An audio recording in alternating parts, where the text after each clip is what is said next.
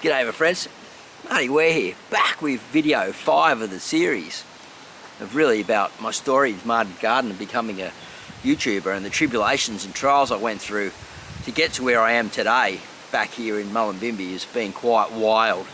And really the story is where we're up to is where I got sick, right? So if you haven't watched the story, where I come right out of Thailand, back into Australia, single dad, no one to take care of me, no one to take care of me and my daughter, just on our own, Pat Malone, doing it, and food was pulling us through. Growing food was one of the big things. So that really was the whole instigation of my channel, being a horticulturist and sharing that life and teaching people along the way. And we got to the point where we were down Port Macquarie, North Haven, beautiful little river running through. Beautiful like here, if you can hear the birds and things. I'm in a park just nearby where I live. And yeah, I was still sick. I was still surfing and trying to do a little bit of work and make a little bit of money. And I was feeling like I needed to make a transition. And so I started doing some gardening content again on my small space and sort of almost like starting from the beginning again, really, because I was only getting about 50 views per video. And just filming that about how I was setting up the garden again and doing that stuff. And then because I had to do worm farming to save money to make my own input, so I started putting that into the content as well. And before you knew it, I was up in the hills and the hinterland behind sort of Taree, filming Permy Pete's place and learning more about worm farming and bringing some compost back, and I was sifting it and selling it and starting to get things rolling.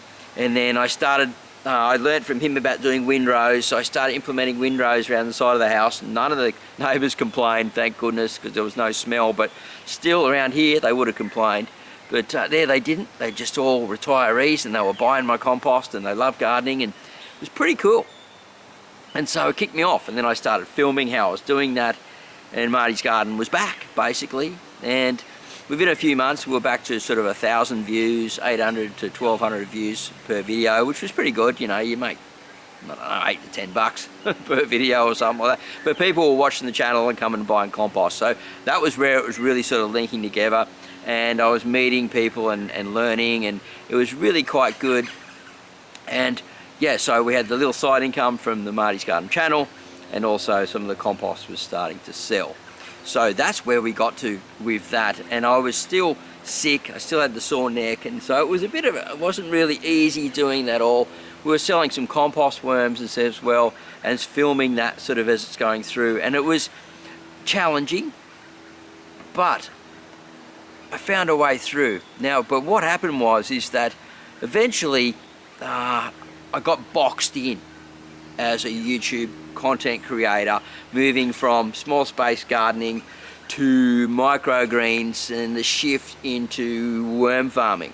And the worm farming videos were the most popular, and YouTube started suggesting all my worm farming videos to people, so I started making more of those and then doing more. And then it was getting where it was sort of like people watching the stuff about learning how to make the worm farm, then they weren't coming back, and you'd get about 5 to 10% of people stay around that sort of into worm farming and as their hobby and would watch the content. And you sort of run out of ideas and stuff and feel like, oh wow, this is getting a bit sort of monotonous sort of over time, and how do you keep reproducing stuff over and over and over? And I've come in and out of that type of content for the fact that there's only so much of it I can really produce and enjoy doing it at the same time without feeling like it's a job that doesn't pay well. Because when you create videos that you enjoy and it doesn't pay well, it doesn't matter so much. You know, I'm blessed that I'm monetized, right? I know a lot of people creating content and they aren't.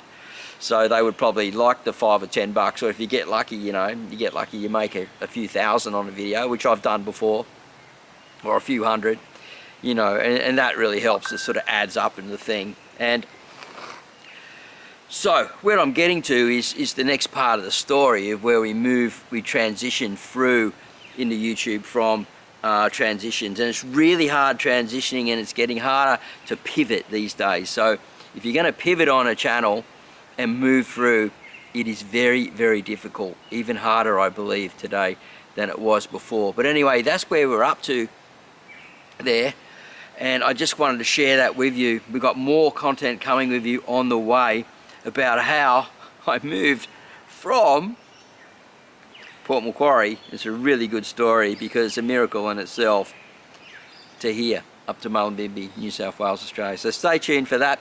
It's going to be a good piece of content, and you're going to keep learning about my YouTube journey. I'm going to share more about YouTube over time so you can learn and take those pieces away if you're into that type of thing. All right, bye for now.